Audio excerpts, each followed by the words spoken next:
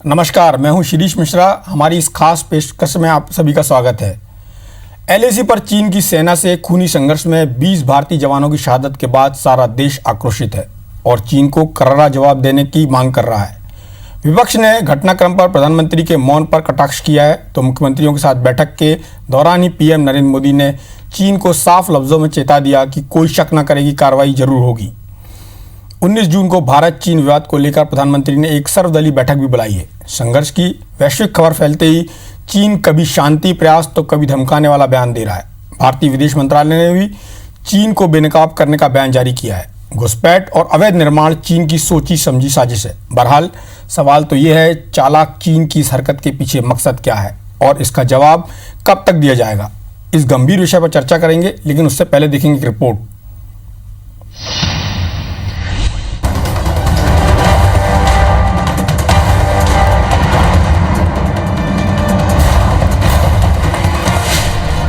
छल और झूठ में माहिर चीन। एक बार नहीं, बार बार किया धोखा।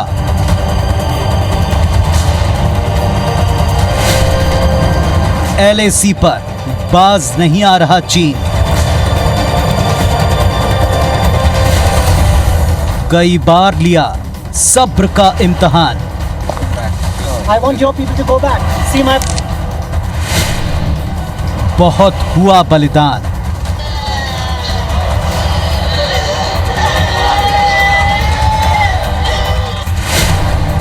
अब दिया जाएगा जवाब, करारा जवाब। मैं देश को भरोसा दिलाना चाहता हूं, हमारे जवानों का बलिदान व्यर्थ नहीं जाएगा। हमारे लिए भारत की अखंडता और संप्रभुता सर्वोच्च है और इसकी रक्षा करने से हमें कोई भी रोक नहीं सकता। भारत शांति चाहता है, लेकिन भारत उकसाने पर हर हाल में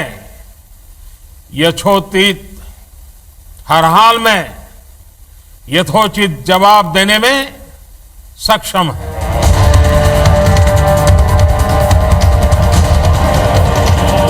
भारत चीन सीमा पर विवाद और तनाव के बीच 15 जून को खूनी झड़प हुई, जिसमें भारत के 20 जांबाज जवान शहीद हो गए।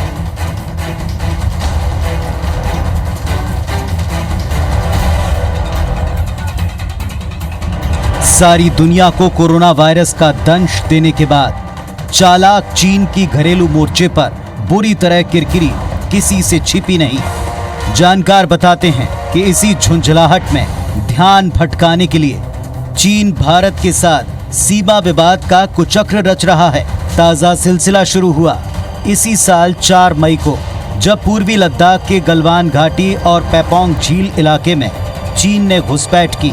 तनाव तब बढ़ा जब बीते महीने चीनी सैनिकों ने वास्तविक सीमा से 2 किलोमीटर आगे बढ़ते हुए भारत की अहम सड़क से बमुश्किल 2 किलोमीटर दूर जमावड़ा शुरू किया। षड्यंत्र की हद ये, एक तरफ सैन्य अफसर भारत के साथ लगातार शांति वार्ताएं कर रहे थे तो दूसरी तरफ चीन के सैनिक उकसावे की कार्रवाई में जुटे थे। 2 जून को मेजर जनरल रैंक के अधिकारियों की अंतिम बातचीत हुई। 6 जून को हालात संभालने के लिए भारत और चीन के बीच लेफ्टिनेंट जनरल स्तर के सैन्य अफसरों की मीटिंग हुई। दोनों ओर की सीमा चौकियों पर लोकल कमांडर्स के बीच एक नहीं 10 दौर की बातचीत चली। रक्षा विशेषज्ञ, पूर्व सैन्य अफसर जिनका चीन की सीमा को लेकर खासा तजुर्बा रहा है, उनका साफ साफ कहना है कि चीन की चंट चालें नई नहीं हैं। ड्रैगन के डीएनए में ही धोखा है। वो पहले भी धोखेबाज था और आज भी धोखा और झूठ बोलने में गुरेज नहीं कर रहा। भारत के साथ ताजा विवाद पर भी उसने दुनिया के सामने गालवन घाटी पर अपनी संप्रभुता का झूठा दावा परोसा। एलएसी यानी वास्तविक नियंत्रण रेखा पर चीन के अतिक्रमण की घटनाएं 600 बार तक पहुंची हैं। पिछले 1 साल में दोनों सेनाओं के जवानों के बीच 3 बार हाथापाई की घटनाएं घटी। देश उबल रहा है। भारतीय जवानों की शहादत पर देश का खून खौल रहा है। इशारा साफ है, अब इलाज जरूरी है, अब जवाब जरूरी है, करारा जवाब जरूरी है। हमारे जवानों का बलिदान व्यर्थ नहीं जाएगा। Bureau report, IBC 24। तो कल से जो चीन की हरकत हुई है, इसको लेकर पूरा देश में जो एक माहौल है, वो लोगों की भावनाएं एकदम ज्वार पर हैं। लोगों को लगता है कि चीन को करारा जवाब दिया जाना चाहिए। इसके अलग अलग पहलू हैं, एक रणनीतिक पहलू है, कूटनीतिक पहलू है, और जो विश्व में पूरी स्थितियां चल रही हैं उस पर बात करेंगे। लेकिन सबसे पहले इसके जो रक्षा विशेषज्ञ हैं कर्नल अजय दुबे जी, वो भी हमारे साथ हैं, और हमारे साथ एक बड़ा पैनल जुड़ रहा है। ब्रजेंद्र सिंह राठौड़ जी हैं, कांग्रेस का प्रतिनिधित्व करते हैं, पूर्व मंत्री हैं। चिंतामणि मालवीय जी हैं, पूर्व सांसद हैं, भारतीय जनता पार्टी से मध्य प्रदेश से जुड़ रहे हैं। चंद्रशेखर साहू जी हैं, पूर्व सांसद हैं, पूर्व मंत्री हैं, और वो रायपुर स्टूडियो से हमारे साथ हैं। सबसे पहला सवाल तो मैं इसके जो डिफेंस एस्पेक्ट है उस पर बात करना चाहूँगा। दुबे साहब, आपको मेरी आवाज़ आ रही है?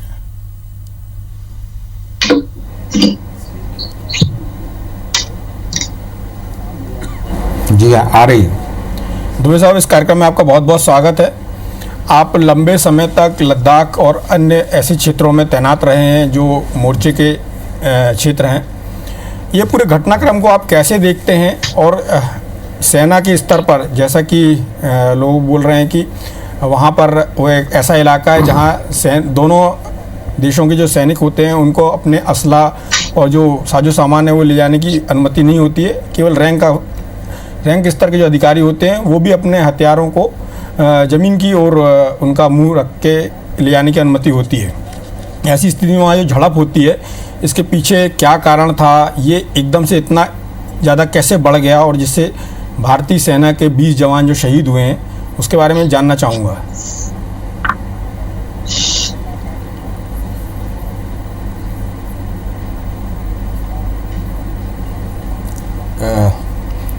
ये जो आपने बताया इलाका, तो आप सभी जानते हैं कि हाई एल्टीट्यूड इलाका है, 14,000 फीट से ज़्यादा है, बहुत दुर्गम इलाका है। और सबसे बड़ी बात ये जो है कि बगैर हथियार के मिलना, ये रूल्स ऑफ एंगेजमेंट है। वहाँ पर ये अभी प्रोटोकॉल चल रहा है कि जब एक पेट्रोल दूसरे पेट्रोल से मिलती है तो वो अपने पर्सनल वेपन्स साथ में नहीं ले जाती। लेकिन इसके ऊपर भी कंट्रोवर्सी है। अब लोग सब चाहते हैं कि जब भी पेट्रोल जाए तो अपने पर्सनल हथियार, अपने पर्सनल वेपन्स साथ में लेकर के जाए। और जैसा कि आप जानते हैं कि चीन, चाहे 62 हो, 67 हो, या आज की तारीख में कोरोना महामारी हो, पूरा विश्व जो है उसके ऊपर यकीन नहीं कर सकता है, विश्वास नहीं कर सकता है। चीन की नीति रही है धोखा और विश्वासघात। इसलिए हमको चीन के ऊपर बिल्कुल भी यकीन नहीं करना चाहिए। और ये जो घटना घटी है वो उसका ये जो विश्वासघात है वही है। 6 जून के बाद जब तय हुआ था कि हम अपने अपने इलाके में वापस चले जाएंगे, उसने वो नहीं किया। और उसको जब देखने के लिए, उसको यकीन करने के लिए कि वाकई में वो वापस अपनी हाथ पर लौट गए हैं, हमारी पेट्रोल गई, तो उन्होंने धोखा दे करके हमारे जवानों के ऊपर इस तरीके से गुत्थम गुत्था की लड़ाई करी। और चूंकि ये इलाका बहुत दुर्गम है और ये माउंटेन की क्लिफ है और रात का समय था, कई जवान नीचे गिर गए और वो जख्मी हो गए। चूंकि रात का समय था और सब जीरो टेम्परेचर था, उनकी रिकवरी करना भी बहुत मुश्किल था। तो मैं ये कहना चाहता हूं कि चीन के ऊपर बिल्कुल भी यकीन नहीं करना चाहिए। एक तरीका है मिलिट्री और दूसरा है डिप्लोमेटिक। उससे हमको इस मसले को आगे चल करके और अभी फिलहाल इमीडिएटली हल करने की कोशिश करना होगी। दुबे साहब, एक बात निकल के आई है कि चीन जो ऐसे इलाके हैं जहाँ पे LAC है, वहाँ पर वो क्रीपिंग स्टाइल अपनाता है, वो रेंगते हुए धीरे धीरे वहाँ बढ़ना और फिर उसको कब्जे में ले लेना, ये उसकी एक रणनीति का हिस्सा है, ऐसा कहा जाता है। और जो उस दिन की भी घटना हुई, तो जब जो पीपी पॉइंट है, पेट्रोलिंग पॉइंट 14 है, वहाँ पर इन लोगों के पीछे हटने की बात हुई, फिर ये अपना कटीले तार, हथौड़े और बाकी चीज़ें लेकर आए और उससे ही इन्होंने जो वहाँ पर कर्नल थे उनके ऊपर हमला किया और बाकी 2 सैनिकों के साथ भी वही हरकत की। और जो आपस में जो इन लोगों के बीच में झड़प हुई, उसमें जो हमारे 20 जवान जो शयाक नदी में गिरे और उसका जैसा कि आपने बताया कि सब जीरो होने के कारण वो सब शहादत को प्राप्त हुए। तो आपको क्या लगता है कि अभी मिलिट्री को क्या करने की ज़रूरत है? जिस तरह से लगातार बातें चल रही हैं, वहाँ पर उच्च स्तरीय बात होती है अधिकारी लेवल पर, फिर उसके बाद फिर वही हरकत सामने आती है, हर महीने ये बात सामने आती है। पिछले मई के महीने में भी 400 जवान हमारे उनके आमने सामने हुए और उनके बीच झड़प की बात सामने आई।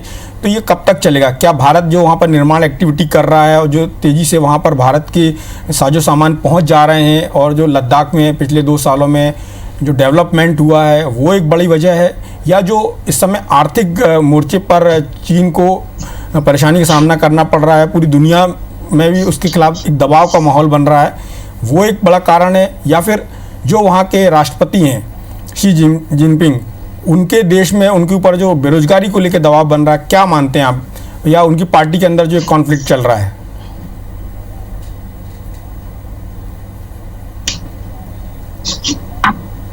कौन सा कारण सबसे बड़ा कारण है इस समय? देखिए, इसमें कई बातें हैं। सामरिक तौर से देखा जाए, सबसे बड़ा कारण एक मेरी तो समझ में तो एक ये आता है कि पूरा विश्व जो है वो चीन को कोरोना का जिम्मेवार मानता है और उनका ध्यान हटाने के लिए ये उसने एक घटना की है। और जैसा कि आपने कहा कि ये जो एक सड़क बनी है दरबुक से दौलत बेग ओल्डी, जो कि गलवान घाटी को डोमिनेट करती है, ये उसके लिए एक बड़ा खतरा है।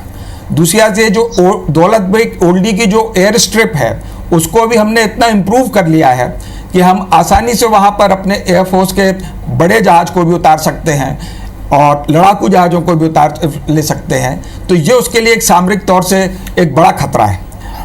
और दुबे जी, जो पिछले हिसाब से सामरिक और जो अभी पॉलिटिकल सिनेरियो चल रहा है पूरे वर्ल्ड में, पूरे विश्व में, उसकी वजह से ये दुबे जी, अभी जो पिछले हफ्ते भारत ने ग्लोब मास्टर्स हैं जो 15 बड़े विमान उतारे और जो बड़ी बड़ी मशीनें वहाँ उतारी, और जो वहाँ पर जो स्थितियाँ हैं जिसमें ऐसा लगता है कि 30 मिनट में भारत अपने पूरे साजो सामान के साथ वहाँ पहुँच सकता है, ये एक बड़ा कारण है कि भारत जितनी तेज़ी से वहाँ पे काम कर रहा है?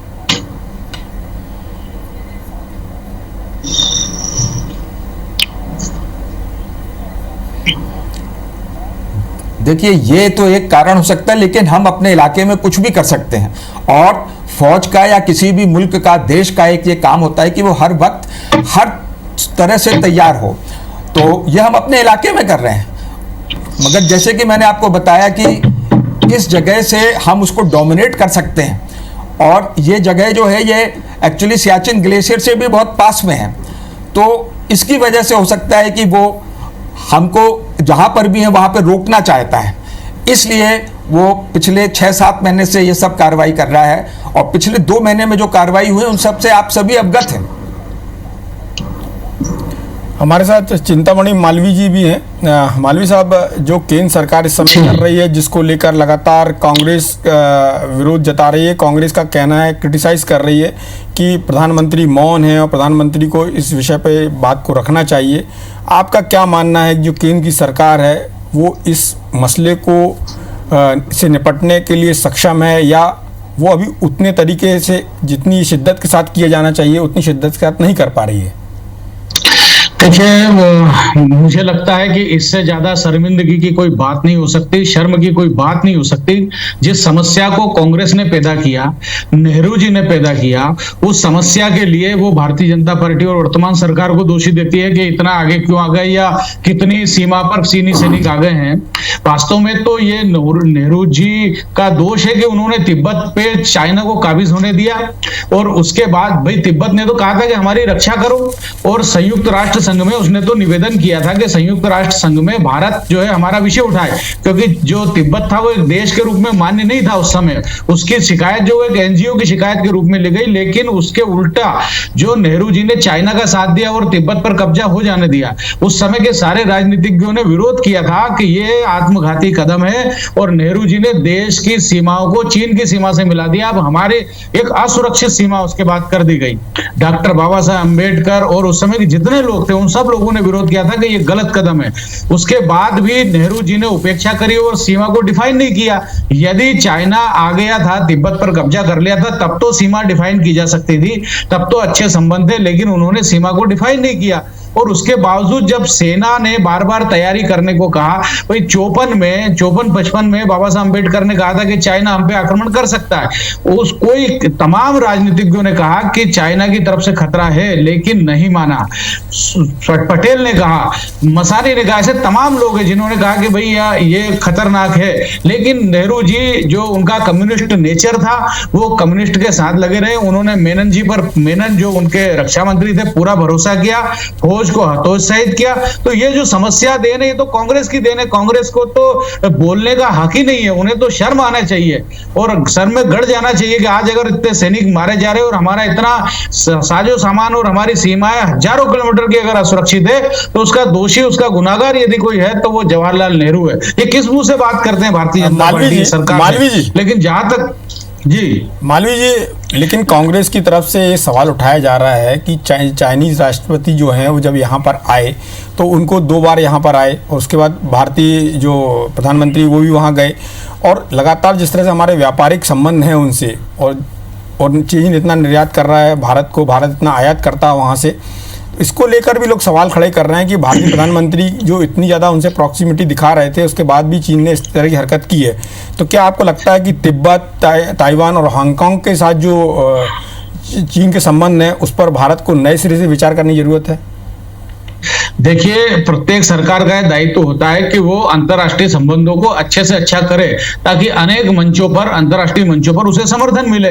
फिर चाइना से हमारा बड़ा व्यापार है, बड़ा ट्रेड है, हमारी सीमाएं मिली हुई है। $78 मिलियन का जो है वो हमारा व्यापार चाइना से होता है और इतना आता है, और $27 मिलियन का हम निर्यात करते हैं, तो हमारा 1/4 निर्यात तो हमारा भी जाता है। इसलिए ये कहना कि साहब आप अंतर्राष्ट्रीय संबंध क्यों रखते हैं या अच्छे संबंध क्यों बनाने का आपने काम किया, चाइना को राष्ट्रपति को क्यों बुलाया, ये सवाल नहीं है, ये गलत बात है कि भाई ये तो प्रत्येक सरकार का काम है। हाँ, हमने धोखा नहीं खाया जैसा कि नेहरू जी ने खाया, वो तो हिंदी चीनी भाई भाई उसके पहले चाउएन लाई आए और उन्होंने, पूरा देश ने स्वागत किया उनका, और उन्होंने ट्रीटी हस्ताक्षर की, पंचशील समझौता हस्ताक्षर किया, वो उसके बाद ये सब हमला होता है।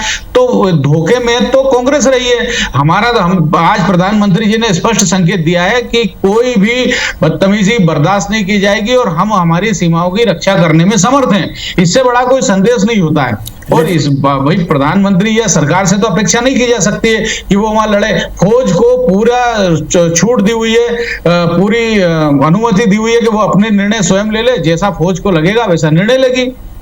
तो आपको लगता है जो अभी भारत का पड़ोसी देशों के साथ सीमा विवाद बढ़ता जा रहा है, चाइना हो गया, नेपाल हो गया, पाकिस्तान के साथ तो है ही, तो उससे भारतीय जनता पार्टी की जो सरकार है, केंद्र की सरकार है, उसको लेकर सवाल नहीं खड़े होते हैं? नहीं, देखिए, सवाल नहीं, पाकिस्तान हमारा तो वैसे तो नीति है कि दो जिनकी सीमाएं मिलती है, दो देश कभी भी शत्रु नहीं हो सकते, वो प्राकृतिक रूप से वो मित्र नहीं हो सकते, वो प्राकृतिक रूप से उनमें शत्रुता और घर्षण ये हमेशा आता है। नेपाल से चूंकि हमारे सांस्कृतिक संबंध है, हमारी सीमाएं खुली है, वो केवल राजनीतिक इकाई के रूप में एक देश है, बाकी हर चीज पर हम पर निर्भर है। लेकिन अब जब कम्युनिस्ट विचारधारा हावी होती है तो उसने ये सब किया। तो जहां विचारधारा काम कर रही है कम्युनिस्ट का, यानी चीन का, जो पीछे चीन है और मुखौटा नेपाल है, तो यहाँ भी चीन कर रहा है। पाकिस्तान हमारा नैसर्गिक दुश्मन है, उसका जन्म ही हमारे दुश्मनी से हुआ है। और पाकिस्तान की बात तो समझ में आती मालवीय जी, लेकिन जो नेपाल के साथ जो घटनाक्रम बढ़ते जा रहे हैं, जिस तरह से घटनाएं हुई हैं, वहाँ पर गोलीबारी भी हुई, भारतीय मारे भी गए, और वहाँ पर जिस तरह से वो चीज़ों पर कब्जा कर रहे हैं, वहाँ खेती कर रहे हैं, तो उससे नहीं लगता आपको कि जो जिसके बारे में आप बोल रहे हैं कि भारत पर निर्भर है, तो वो निर्भरता वो चीन की तरफ बढ़ रही है या चीन उसमें अपनी तरफ निर्भरता बढ़ा रहा है नेपाल की? हाँ, निश्चित रूप से ये खतरा है, लेकिन वहां जो विचारधारा काम कर रही है, अभी ये हमारे ही दोष है। देखिए, वहां राजशाही थी, वो भारत के प्रति बहुत अच्छे थे, उनको खत्म करने का काम कहीं ना कहीं कांग्रेस ने किया। वहां जो है उस राजशाही को समाप्त करके सेक्युलर कंट्री बनाने का काम, या जो है लोकतंत्र का, और ये सारा वहां ये सब चीजें पैदा हो सके, उनको समर्थन वहां पे कांग्रेस ने दिया। तो ये जो कांग्रेस के बोए बीज है, जो आज जो है देश हमारा काट रहा है, तो इसके लिए भी अगर जवाबदेही किसी की है तो वो कांग्रेस की है। ब्रजेंद्र सिंह जी बैठे हैं, ये जवाब उनको देना चाहिए कि ये किस तरह का उन्होंने नेपाल में ये सब किया, जो उन्होंने बीज लगाए मैं वो जवाब फली दूंगा। कर रहे हैं। इस समय चंद्रशेखर साहू जी भी कुछ बोलना चाह रहे हैं। जी शिरीष जी, सबसे पहले तो मैं जो हमारे जाबाज जवान हैं, भारतीय जवान, जिसमें हमारे कांकेर के बस्तर की धरती के एक जवान श्री गणेश कुंजाम हैं, उनकी शहादत को नमन करता हूं।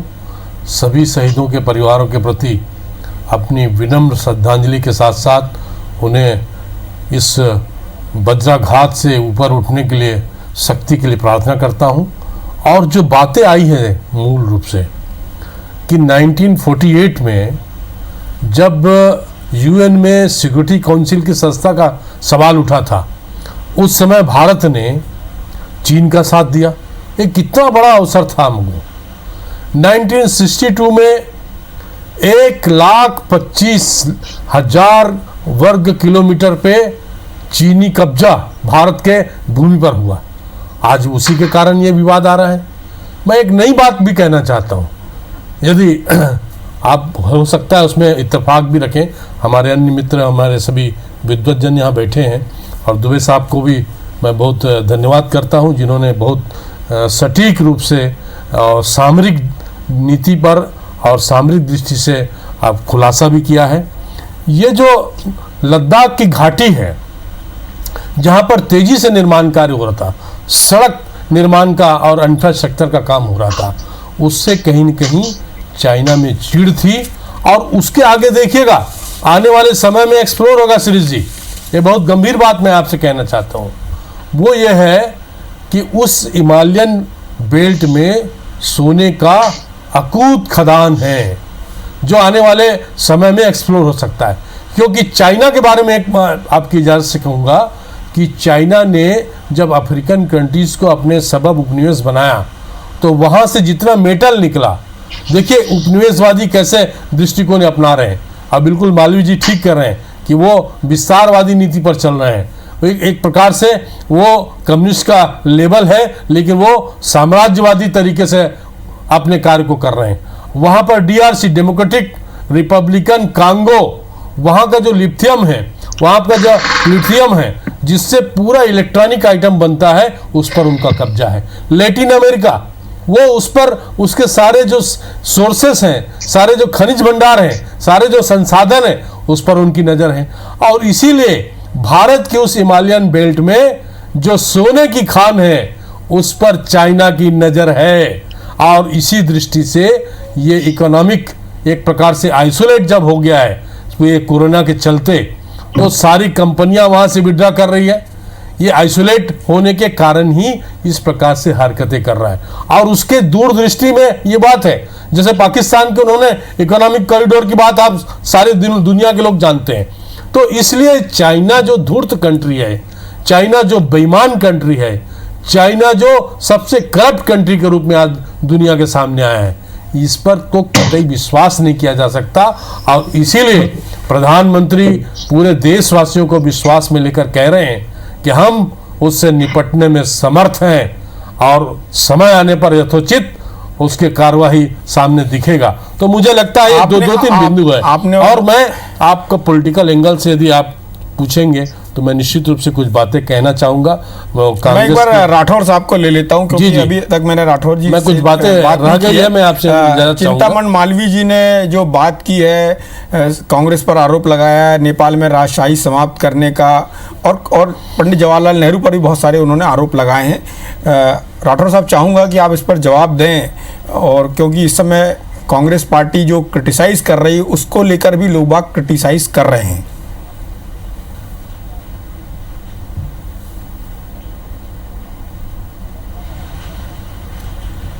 मिश्रा जी, धन्यवाद, आपने मुझे बोलने का मौका दे दिया।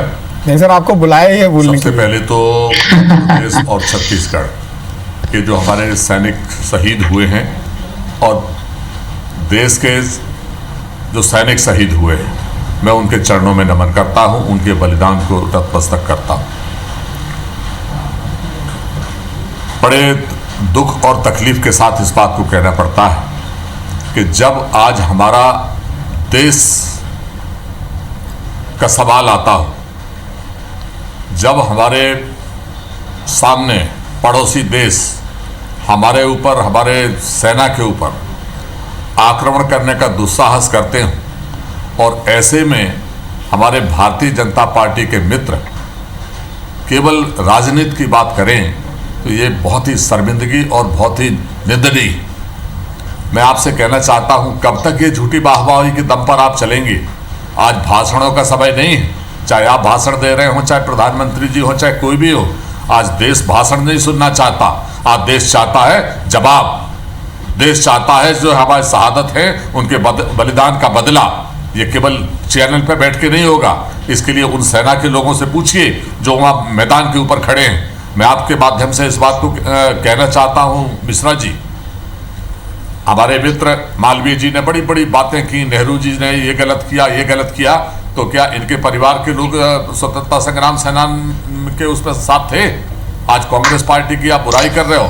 कांग्रेस पार्टी ने 99% लोगों ने स्वतंत्रता संग्राम में जो है भाग लिया और बलिदान भी दिया है। आपने एक कुछ नहीं किया। आप इस तरीके से बात राजनीति की करना चाहते हो, मैं उसमें जाना नहीं चाहता था। मैं उन सब बातों को खत्म करते हुए आपसे आज ये प्रार्थना करना चाहता हूँ कि आज कृपा करके कांग्रेस और भाजपा को छोड़िए।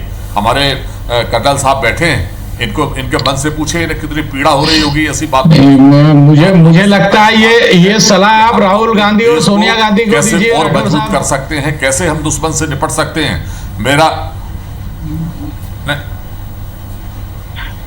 मैं आप कुछ भी बोलते रहे, मैं आपके बीच में बोला नहीं। मैं आपसे हाथ जोड़ के प्रार्थना कर रहा हूं, मैं आपके मालवीय जी उनको बोलने दीजिए। अगर आप राहुल गांधी जी की उनकी बात करते हैं तो मैं आपसे ये भी कहता हूं कि ज्यादा गलत फहमी में मत रहिए। आप बहुत ज्यादा बहुत सारे विद्वता आपके अंदर ही नहीं भरी हुई है, आपकी पार्टी के अंदर भरी हुई है। अगर राहुल गांधी जी ने कहा कि कितनी सेना हमारे देश में अंदर प्रवेश कर रही है, इस पर गौर करिए, तो क्या गलत कहा?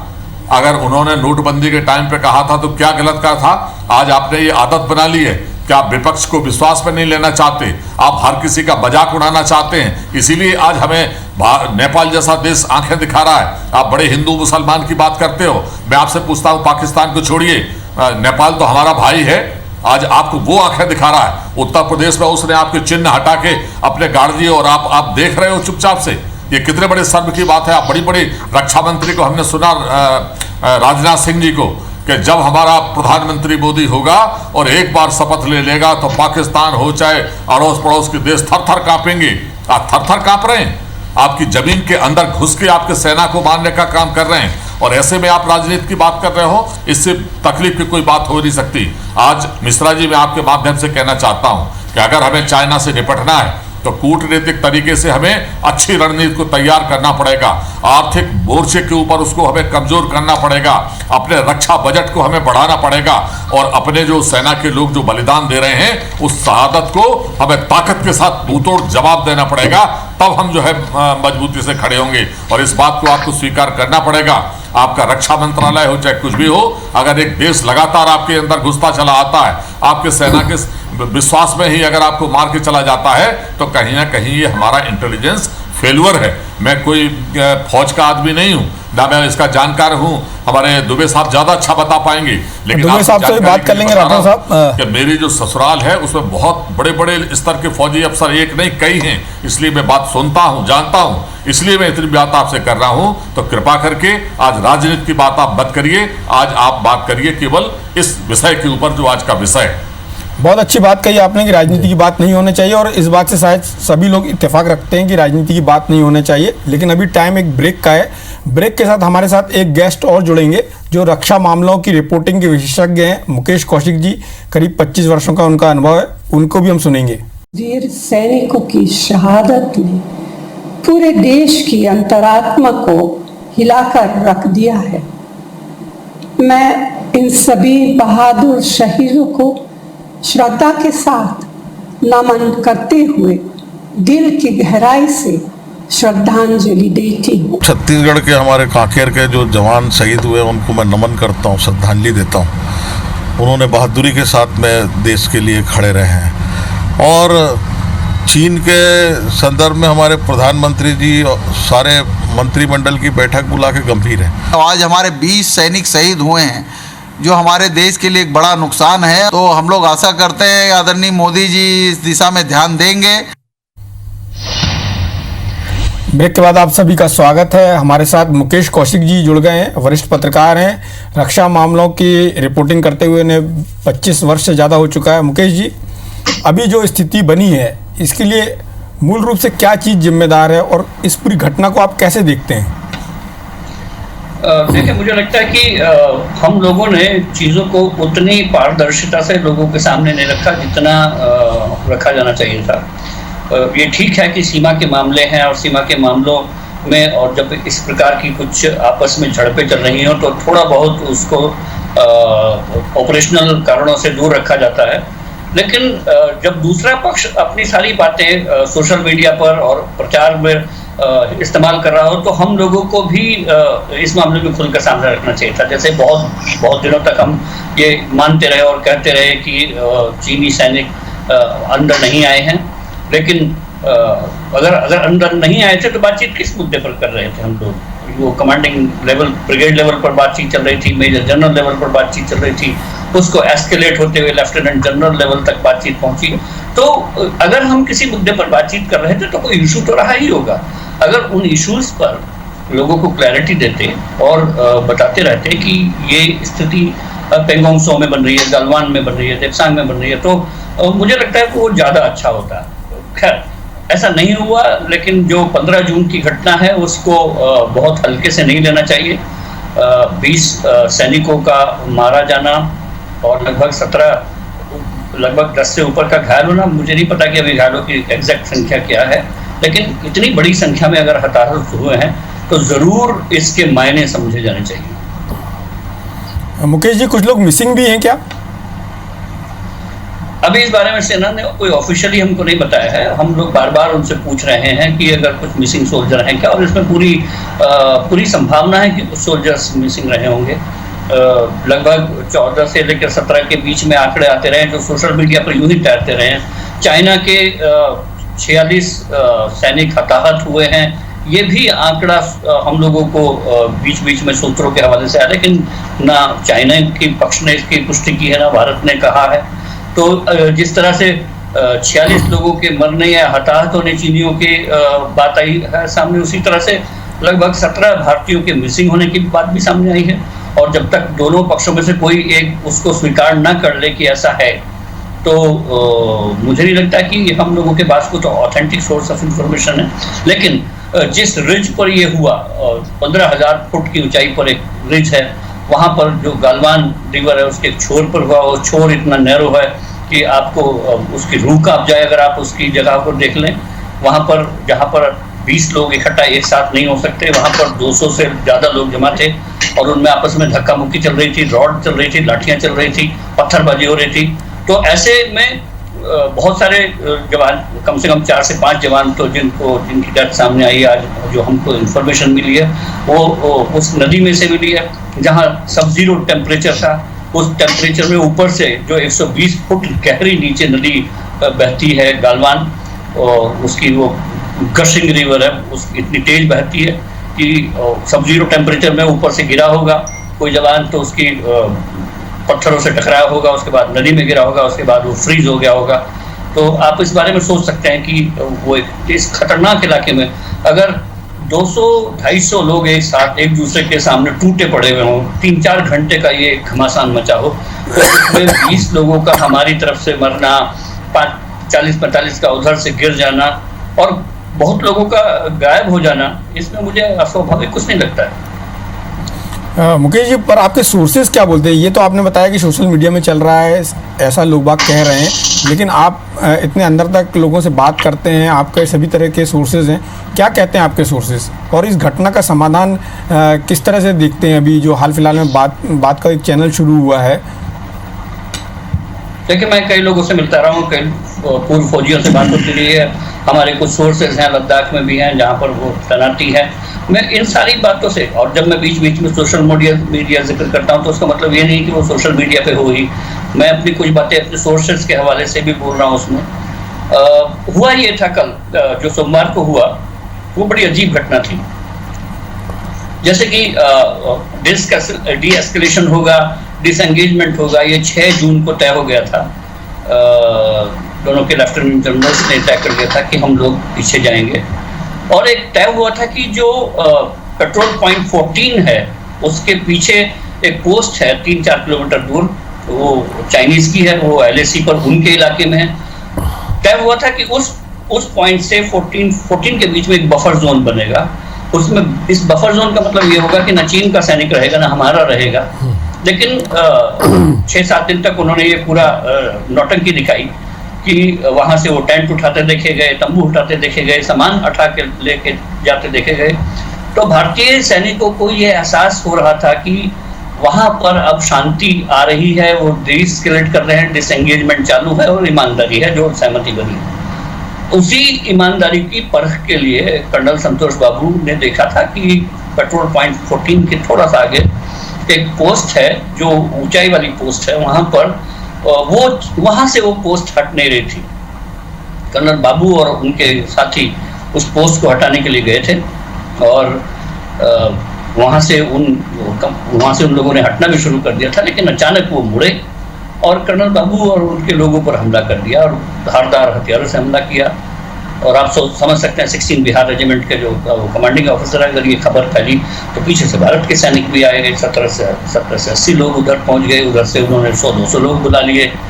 तो आउट नंबर भारतीय लोग थे, इसमें कोई दो राय नहीं है, उनके लोग ज़्यादा थे वहाँ पर रिज की हालत ये है कि वहाँ पर खड़े होने लायक जगह नहीं थी। तो और पता ये चला कि मड स्लाइड भी हुआ वहाँ से, और बहुत सारे सैनिक मड स्लाइड में वहाँ पर नीचे गिरे।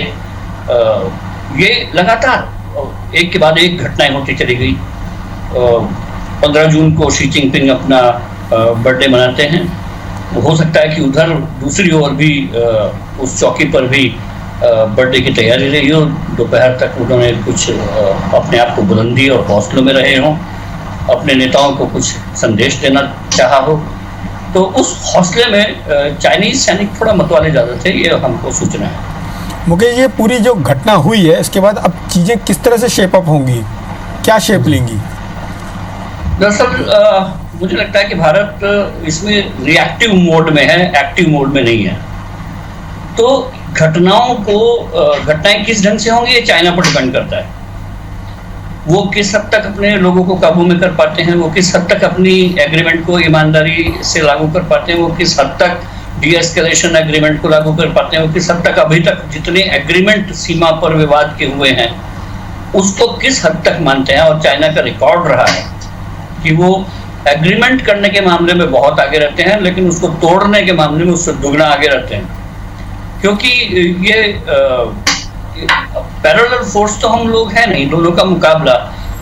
हम लोग कितना भी बोलते रहे कि 1962 के सिंड्रोम से भारत आ गया, 2020 में भारत के पास बहुत बड़ी सैन्य ताकत है, लेकिन इतना तय है कि चाइना एक सुपर पावर बनने की राह पर है, और उसके पास हर मामले में हमसे, नेवी के मामलों में छोड़ दीजिए, तो इंफ्रास्ट्रक्चर के मामले तक में भी, एयर फोर्स के मामले में भी उनका पड़ा भारी है। और ये साइकोलॉजिकल इम्पैक्ट हमारे लोगों पर है। दूसरी ओर पॉलिटिकल लीडरशिप का वो फ्री हैंड चाइना की तरफ हमारे सैनिकों को नहीं दिखता जो फ्री हैंड पाकिस्तान की तरफ दिखता है, और इसका असर ग्राउंड पर भी दिखता है। तो मुकेश जी, जो आपने बोला कि चाइना हमसे ज़्यादा सक्षम है, लेकिन जो निर्माण की गतिविधियां वहाँ हुई वो भी एक कारण थी या कोई आर्थिक कारण है? मूल वजह क्या है? दरअसल बहुत कुछ बड़े घालमेल हुए हैं इस समय। उसमें चाइना में कोरोना वायरस का फैलना, उसका विस्तार न रोक पाना, दुनिया भर के साथ उसने बेईमानी की। 2-3 महीने तक कोरोना वायरस की बीमारी उसके यहाँ पलती रही, उसने उसकी गंभीरता को छिपाए रखा। उसके बाद चाइना का जो नया वर्ष का मौका आता है, उसमें उसने कम से कम 20 लाख चाइनीज को दुनिया भर में जाने दिया, अपने पर्यटकों को। और ये पर्यटक और कुछ नहीं थे, कोरोना वायरस के कैरियर थे। ये लोग जब दुनिया भर में फैले तो दुनिया भर को उन्होंने कोरोना वायरस का गिफ्ट दिया। इससे पूरी दुनिया में चीन के खिलाफ गुस्सा है, और इसमें गुस्सा सिर्फ अमेरिका का नहीं है, ऐसे उन देशों का भी है जो न चाइना के पास में है ना अमेरिका के पास में है। ऐसे फ्रांस है, ऐसे जर्मनी है, ऐसे ब्रिटेन है, यूरोप के कई देश हैं। उसके बाद साउथ ईस्ट एशियन नेशन है जिन्होंने इस बात का बुरा माना कि चाइना ने हमके साथ दगा किया। तो एक बड़ा लामबंदी चाइना के खिलाफ पैदा हो रही थी। दूसरी, आपने नोटिस किया होगा कि पिछले 2 महीना में शी जिनपिंग ने अपने कम से कम 2-3 जनरलों को सैक किया है, और वुहान में जो सिक्योरिटी चीफ थे जो कोविड के मामलों को देख रहे थे, उनको अचानक पहले प्रमोशन दिया, फिर सैक किया। उसके बाद एक 9 मेंबर सिक्योरिटी उन्होंने कमेटी बनाई जिसको चाइना बिल्डअप कमेटी बोलते हैं वो। और ये सारे संकेत इस बात के थे कि शी जिनपिंग की हालत इस समय बहुत बिगड़ने वाली है, अंदरूनी रिवोल्ट है पार्टी में। और उस रिवोल्ट उस हद तक जा पहुंचा था कि वो लगभग उन स्थितियों में था जब उनके पास तियाननमेन स्क्वायर की घटना हुई थी, लोग सड़कों पर आ गए थे। शी जिनपिंग उस घटना को देख चुके हैं। शी जिनपिंग ने उनका सबक लिया हुआ है। उनको लगा कि अगर इस पूरे हालात से डाइवर्ट अपने आप को करना है तो उनको बॉर्डर्स पर अग्रेसिव होना पड़ेगा। आपने कल नोटिस किया होगा, ग्लोबल टाइम्स ने, जो उनके एडिटर हैं, जो उनके मुख्य प्रवक्ता बने हुए हैं, तो ग्लोबल टाइम्स ने उनको ये सब घटना होने के बाद कहा कि चीन की जनता को PLA पर और शी जिनपिंग के नेतृत्व पर आस्था होनी चाहिए। ये बहुत बारीक से सवाल है। बारीक सी बात ये है कि इसका मतलब आस्था में कहीं कमी आ रही थी। भी भारत ने अपनी FDI पॉलिसी बदली। भारत ने 6 लाख उनकी जो रैपिड टेस्टिंग किट थी तो उनको वापस कर दिया कि वो माल फंक्शन कर रही थी। उसके बाद आत्मनिर्भर भारत का नारा भारत ने दिया। अमेरिका के डोनाल्ड ट्रंप की भारत यात्रा हुई, वो 26-27 फरवरी को यहाँ पर थे। दोनों नेताओं ने गर्मजोशी से एक दूसरे का हाथ मिलाए, गले मिले, एक दूसरे की तारीफें की। ये पूरा संदेश चाइना को जा चुका था कि भारत और अमेरिका के बीच गहरी दोस्ती है। ये उसको लग रहा था कि कोरोना के बाद जो वो घिर रहा है उसके बीच एक लामबंदी में भारत एक बड़ी भूमिका निभा सकता है। इस सारे घटनाओं को अगर उसको दूर करना था तो सीमा पर ब्लड बात करने का अलावा उसके पास कोई चारा नहीं बचा था। मैं ऐड करूंगा, चंद्रशेखर साहू जी कुछ बोलना चाह रहे हैं। देखिए, कौशिक साहब ने जो बात कही बिल्कुल सही है। और जब अमेरिका ने, खासकर वहाँ के अमेरिकन प्रेसिडेंट ने G7 में भारत को आमंत्रित किया तो चाइना जैसे बेईमान कंट्री, जैसे मैं रिपीट कर रहा हूँ, उसको और चिढ़ लगी। और अभी वर्तमान संदर्भ में भी इंटरनेशनली जो सिनेरियो है, सारा वैश्विक परिदृश्य है, उसमें भी सामरिक समझ भारत और जापान के बीच, भारत और ऑस्ट्रेलिया के बीच बढ़ी है, उसका भी एक असर है। और जैसे मैंने पहले निवेदन किया कि आज चाइना सबसे ज़्यादा मोस्ट मटेरियलिस्टिक कंट्री है। उनका वो एक बड़ा वो महत्वाकांक्षी इस बात के लिए कि देश के सारे पूरे विश्व के संसाधनों पर वो कब्जा हो जाए। और जब ये पॉलिटिकल एंगल से बात होती है तो मैं राठौर साहब से बहुत विनम्रता के साथ क्षमा चाहते हुए कहता हूँ कि आपके लीडर श्रीमान राजीव गांधी जी, श्रीमान राहुल गांधी जी, वो मानसरोवर की यात्रा के लिए निकलते हैं, जाते हैं बीजिंग में। क्यों जाते हैं? क्या जरूरत है? और आधी रात को यहाँ पर वो चाइना के एम्बेसडर से मिलकर बात करते हैं। आपको ये तय करना है कि हिंदुस्तान की सबसे बड़ी पार्टी कांग्रेस पार्टी आज के डेट में देश के सुरक्षा के मामले में किसके साथ खड़ी है, भारतीय सेना के साथ खड़ी है या और किसी के साथ खड़ी, आपको तय करना पड़ेगा। और मैं इसीलिए मैं बहुत जोर से साथ कह रहा हूं कि आज की जरूरत है पॉलिटिकल इंटीग्रेशन की पूरे देश में।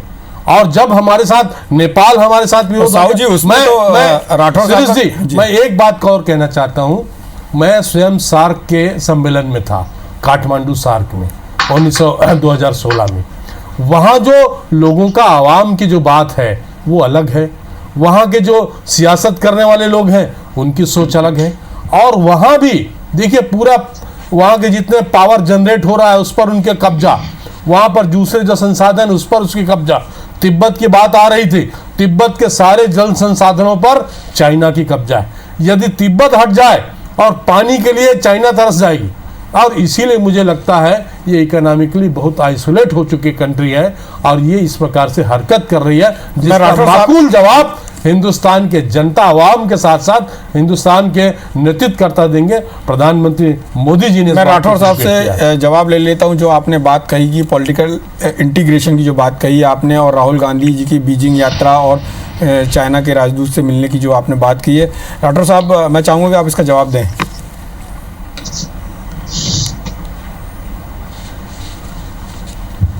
राठौर साहब स्वयं दुखी हैं, अब क्या बात करें? निश्चित रूप वो दुखी नहीं है। सांसद जी ने जो बात की है अभी मेरे लिए धर्म बनता है। शिरीष जी, शिरीष मुझे नहीं लगता कि मैं दुखी इसलिए नहीं हूं कि धोखेबाजी से जो काम किया जाता है उससे कोई फर्क नहीं पड़ता। मैं उसमें वैसे राजनीति पे जाना नहीं चाहता, लेकिन सरकार भी धोखे से ही गिराई गई, सबको मालूम है। खैर, नंबर एक, हमारे राठौर साहब एक मिनट आपको रोकना चाहूंगा। मुकेश कौशिक जी कुछ कहना चाह रहे हैं। मैं पिछले अपने जो पैनलिस्ट हैं उनसे पूछना चाहता हूं कि राहुल गांधी की पेइचिंग यात्रा कब हुई थी? जी, वो मुकेश जी पूछ रहे हैं कि जी, जब वो मानसरोवर के लिए निकले थे तो अचानक वो पेकिंग पहुंच गए और उसकी रिपोर्टिंग हुई नहीं, उसके वो सामने आया नहीं। जब उन्होंने अपने कुछ मित्रों से बात की तब वो एक्सप्लोर हुआ। तो ये कुल मिला के आप स्ट्रेटेजिकली क्या कह रहे हैं, क्या सोच रहे हैं, मुझे नहीं लगता भाई ये सब बातें होती। और इसीलिए कांग्रेस के नेताओं के बीजिंग यात्रा के बारे में सवाल उठा था।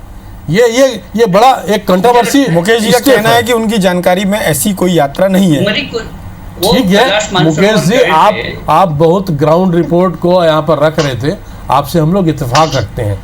लेकिन कोई ऐसा पॉलिटिकल लीडर क्या कर रहा है सारा उस पर फोकस। उसका जवाब मैं राठौर साहब नहीं है, लेकिन मुझे लगता है कांग्रेस की बीजिंग यात्रा हमेशा राठौर साहब को बोलने दीजिए। और आज भी वो कटघरे में खड़े हैं। साहू जी, समय कम है, राठौर साहब को बोलने दीजिए। राठौर साहब, साहू जी ने जो आरोप लगाए उनका जवाब दें। आरोप नहीं है, सही है ये। हाँ, आपके हिसाब से सही है। देखिए, बड़े आश्चर्य की बात है कि हमारे मित्र इतने परेशान हैं कि कौन कहाँ गया, कैसे गया। ये इनको वहाँ की यात्रा तो नहीं हुई तो भी इनको याद है, लेकिन इनको वो झूला याद नहीं है बनारस के घाट का। बनारस के घाट पर यही हमारे प्रधानमंत्री जी और सब चाइना के, आप जापान के, इनके उनको ले को घूमते हो, उनके साथ गलवैयाँ करते हो, बड़ा भाई भाई बनते हो, वो आपको याद नहीं है। सवाल इसका नहीं है। देखिए, कोई भी कहीं भी जा सकता है। हमारे यहाँ कोई आता है तो हमारा धर्म बनता है कि हम उसका सम्मान करें, उसमें कोई बुराई की बात नहीं है। लेकिन मैं अपने साथियों से एक बार फिर से इस बात को कहना चाहता हूँ, अब आपको बहुत लंबा देश ने समय दे दिया और इतनी ज़्यादा संख्या बल आपको दिया है कि अब आप कब तक रोना रोते रहोगे नेहरू जी के नाम का, कब तक रोना रोते रहोगे कांग्रेस के नाम का। अब आपको जवाब देना पड़ेगा। जनता आपसे जवाब पूछना चाहती है। आपने जिस तरीके से देश की अर्थव्यवस्था को चौपट अपनी गलतियों की वजह से किया है, वो जवाब आपसे पूछना चाहती है।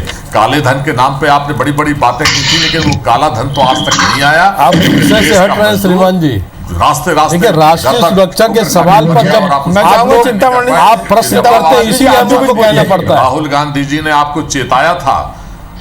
सुन लीजिए, अब आप भी सुन लीजिए। राहुल गांधी जी ने आपको चेताया था, इसीलिए जनता ने उसको चेताया है, गंभीरता से नहीं लिया। राहुल गांधी जी ने भी चाइना जब सेनाएं घुस रही थी उस वक्त भी चेताया, तब आपने गंभीरता से नहीं लिया। और आप विपक्ष को मजाक बनाने का जो काम करते हो ना, और अपने लोग मैं चाहूंगा कि कार्यक्रम में समय कम है तो कर्नल अजय दुबे जी इस मामले में अपना एक फाइनल कमेंट दें कि सेना का क्या रुख होगा और ये जो पूरा घटनाक्रम है किस दिशा में जाएगा। समय बहुत कम है। कर्नल अजय दुबे जी। कांग्रेस पार्टी सेना के साथ खड़ी है, देश के साथ खड़ी है। मैं सिर्फ ये कहना चाहता हूँ कि ये समय जो है ये राजनीति का नहीं है। विरोधियों को जवाब देना हो, ये समय, बोलिए दुबे साहब। मैं ये कहना चाहता हूं कि यह समय राजनीति का नहीं है। जब भी एक परिवार में भी मतभेद हो सकते हैं, एक परिवार में मतभेद हो सकते हैं, लेकिन बाहरी खतरा होता है तो हम सब एक हो जाते हैं, हम यूनाइट हो जाते हैं। तो इस वक्त जो ये समय है, हमें चाइना को जवाब देना है। पहला जवाब मिलिट्री सॉल्यूशन है, दूसरा डिप्लोमेटिक सॉल्यूशन है, और तीसरा फिर पॉलिटिकल, और आगे हमको सोचना पड़ेगा कि इकोनॉमिकली हम उनसे किस तरीके से पेश आएं, जो कि सबसे ज़्यादा इम्पॉर्टेंट है। और जहाँ तक हिंदुस्तान की आर्म फोर्सेस का सवाल है, तो हमारी आर्म फोर्सेस बहुत ही पेशेवर और प्रोफेशनल आर्मी है, और हम पूरी तरह से कॉन्फिडेंट हैं, सक्षम हैं उनको हर तरीके से निपटने के लिए। लेकिन बहुत अच्छी बात करना लगे दुबे जी आपने, और हमको इन बातों को ध्यान में रखते हुए इस समय सबसे बड़ी जरूरत है एकजुटता की, तब चाइना को हम माकूल जवाब दे पाएंगे। चर्चा में भाग लेने के लिए आप सभी का बहुत बहुत धन्यवाद। नमस्कार। आखिर में सलाम उन जवानों को जिनकी शहादत देश कभी नहीं भूलेगा।